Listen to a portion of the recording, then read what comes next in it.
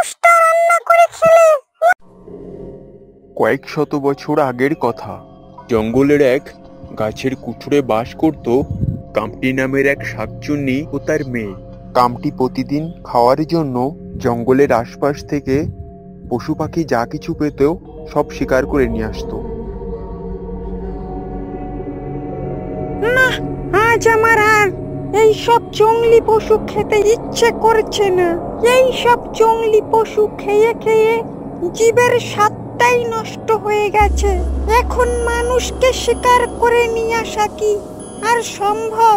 আমার শক্তিতে পেরে ওঠে না, কারণ অন্য কোনো মানুষ আমার শিকারকে ছুঁয়ে দিলেই সে আবার তার স্মৃতিশক্তি ফিরে পাবে। কিন্তু বহুদিন মানুষ খাওয়া হয়নি। ওহ, মানুষের মাংসের কি যে স্বাদ!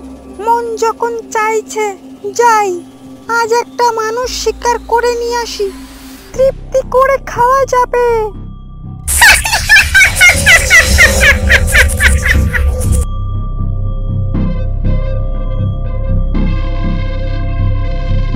শাকচুন্নি কামটি মানুষের খোঁজে এখানে ওখানে বিভিন্ন গ্রামে ঘুরতে থাকে, কিন্তু সে বিভিন্ন জায়গায় ঘুরেও কাউকে পেল না, কারণ সন্ধ্যা হয়ে যাওয়ায় বাইরে কেউ ছিল না, যার কারণে সে কাউকে না পেয়ে হতাশ হয়ে ফিরে আসছিল তার বাসায়।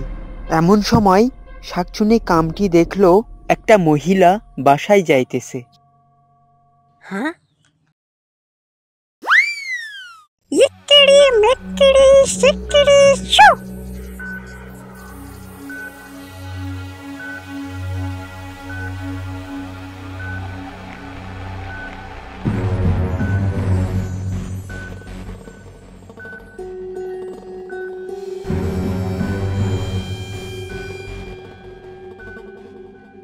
দেখ দেখ, আমি আজ কত ভালো একটা খাবার নিয়ে এসেছি। অনেক মজা করে খাওয়া যাবে আজ। হ্যাঁ মা, অনেকদিন মানুষ খায়নি। এই মানুষটা রান্না করে খেলে অনেক মজা পাওয়া যাবে।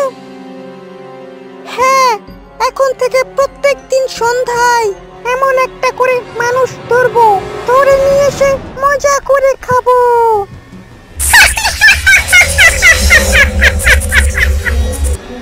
তারপর শাকচুন্নি কামটি প্রতিদিন গ্রাম থেকে একটা করে মানুষ নিয়ে আসতো। আস্তে আস্তে গ্রাম থেকে অনেক মানুষ হারিয়ে যেতে থাকলো। সেই আতঙ্কে গ্রামবাসীরা সবাই চিন্তায় পড়ে গেল। আর এভাবে কেটে যায় বেশ কিছুদিন।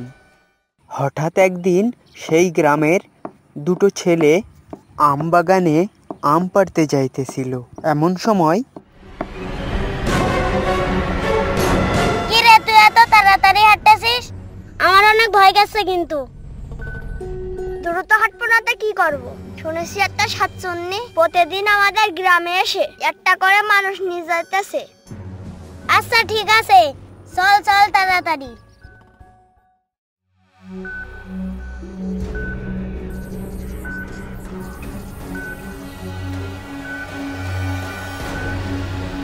এদিকে শাকচুন্নি কামটি সারা গ্রাম ঘুরে ঘুরে তার খাবারের সন্ধান খুঁজতে থাকে, কিন্তু কোথাও সে তার শিকার খুঁজে পাইতেছে না।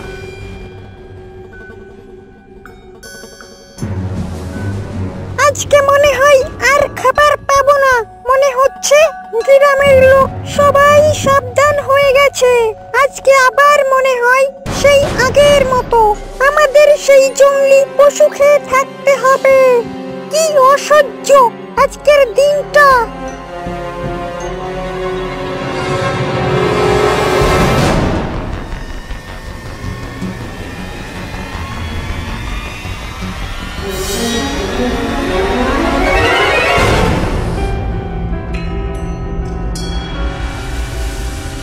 আরে এই তো একটা ছেলে।